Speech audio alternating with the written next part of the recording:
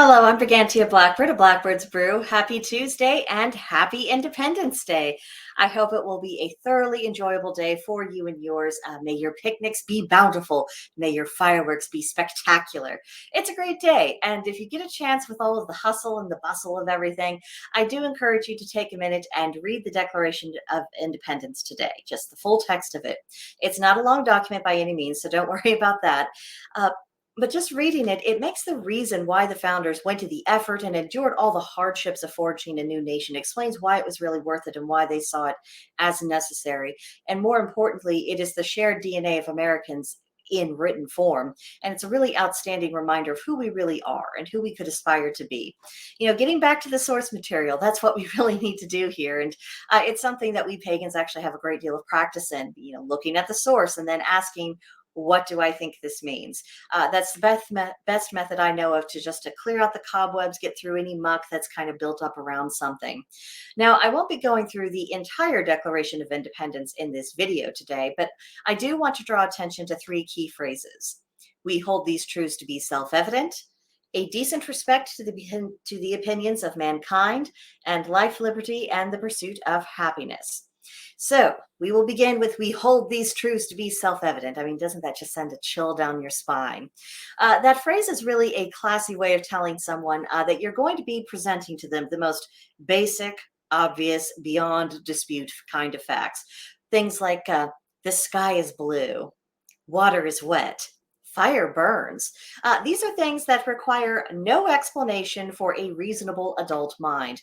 And an unreasonable mind that rejects it is probably beyond help, and it's unqualified to hold a discussion about anything.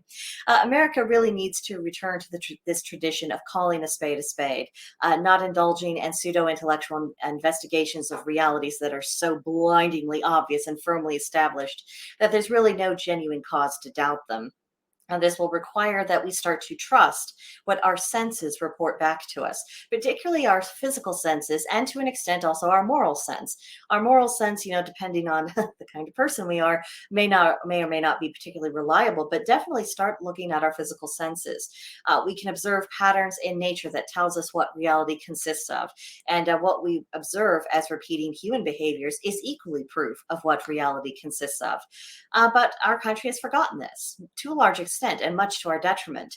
And worse, ignoring basic reality has been transformed into a virtue. It's open-mindedness. It's not judging.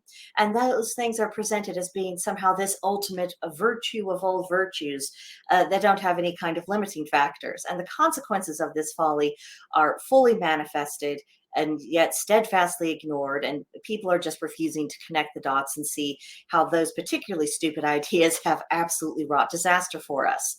We must acknowledge what is self-evident and reject the sophistry of those who seek to deny it. Now, a decent respect to the opinions of mankind. I can feel some people cringing. There was a disturbance in the force. I feel you, because the rallying cry of "I don't care what anyone thinks." That is absolutely the motto of many people, and there are even some people who are able to back that up with their actions. But let's be honest, most people really do buckle under pressure. But the idea of considering people's opinions as something that would have value or something that we would need to address before doing something that may feel very foreign, even unjustifiable to many people. So let's take that phrase from the founders into context. With what they were doing with the Declaration was saying that the colonies are going to be a free, independent nation. They were giving the crown the old heave-ho. And in any era of history, that's a pretty radical, rather outlandish thing to do. Even in modern times, when someone brings up the idea of, maybe we just need a national divorce of the states or something else of that sort comes up, people just dismiss it this wild, unrealistic, and horrifying idea. What the founders did was the very definition of what constitutes a big deal, a very shocking big deal. And because it was so universally shocking, they saw fit to list their reasons. Not only was this done to make the issues crystal clear to the king and parliament, who weren't going to care and who were going to take action against them regardless, but this was also done in hopes of influencing potential allies to lend aid during the war and to convince the populace to really rally to this cry for freedom.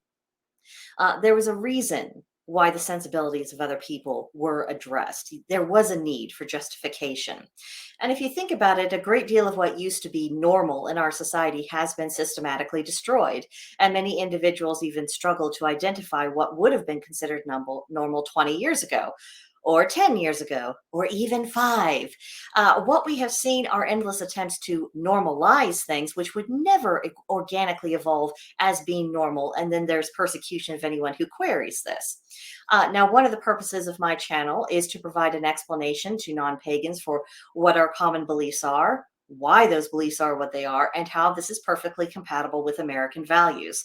I am attempting to essentially show a decent respect to the opinions of mankind by making our case, one that does not require non-pagans to change beyond just extending pagans the basic respect and common decency afforded to non-pagans. It is an appeal to rationality, just as the Declaration was an appeal to the rationality of everyone who read it. The revolution did not come about on a whim or as the result of a fit of temper. Great pains were taken to avoid it becoming necessary. It was only when all of the other options were exhausted that the monumental step of declaring independence was taken. And this is a good example for anyone to follow if they're advocating for, change or any kind of major alteration to society. If you are asking your fellow citizens to get used to something, then you need to make that case on the basis of shared values as something that is a natural evolution of what already exists and how it benefits the whole, or at least does not harm the whole. That allows for any changes that do occur to last more long term and without incurring undue amounts of rancor. Now we have the famous expression of life, liberty, and the pursuit of happiness. Without the right to live, there is no moral argument to be made against aggression or tyranny. Without liberty, there is no life, only existence.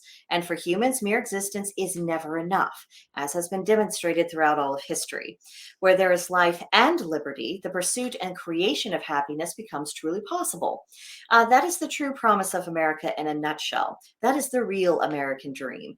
There's no guarantees that you'll always be safe or that you'll always have the outcome you want, or that people will always agree with you, but the promise that you'll have breathing room to live, that you will be able to set your own goals, work towards them, and then enjoy the fruits of your labor. And whenever laws and regulations and other such nonsense, comes from the government and it curtails any of that or makes life needlessly difficult, you will find that patriots get their back up in a hurry and they start asking themselves, what on earth do we need those losers in office for? And we then conclude, not much, and begin advocating for more enforceable limits on the state. The instinctive impulse for an American is to reject pretensions of overbearing authority. And people getting too much into other people's business always ends badly in this country. We were not set up to indulge in unwholesome, tyrannical, busybody kind of impulses. Most of us have enough to do just trying to control ourselves and attending to our own affairs without sticking our noses into other people's business. A great deal could be set right if people stopped trying to control others. The freer people are, the less threatened that particular freedom is, the more likely we are to have civil discourse, at least amongst the citizenry, about the questions of the day and how to handle the issues that are commonplace to all of us. And obviously, a great deal of reform is necessary at this stage if we're ever going to actually reach that destination. And it'll probably be piece by piece. It's just the way these things seem to happen. So if you do read the Declaration of Independence today, I have no doubt you will find a great deal to reflect upon. Not just the phrases that I mentioned in this video, but particularly if you start reading the list of the causes for the breakaway, I think you'll find a great deal of it is very relevant to concerns we have in the present. And it just goes to show that all things are cyclical. But that is not a cause for despair. In fact, it's quite the opposite. All challenges and hurdles are temporary.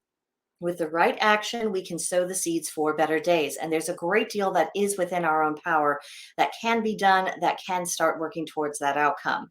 And success can strengthen us for future challenges. And then when the storms come, we can seize the opportunity for refinement. All things can be turned to our advantage if we only look for it and then put forth the effort. And this is where the basic mindset of pagan spirituality is so invaluable. No matter how terrible or how wonderful anything is, we understand that the wheel of time does continue to turn. And there are advantages to be found at every stage if we use our wits to see them and then make use of them.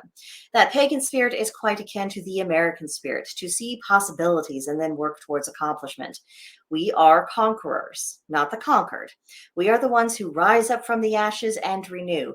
That kind of endurance and adaptability is honorable. So on this Independence Day, may you and yours be reminded of the best qualities of Americanism and be able to see those things also within yourself. But that will do it for now. Leave your thoughts for me in the comment section, or come pay me and the rest of the members a visit at Blackbird's Brew on Gilded. Link in the description box below. You're very welcome there. There's absolutely no charge to be there or to participate. It's free and always will be, so don't let anything stop you. But that will do it for now, and I will see you guys next time. Bye.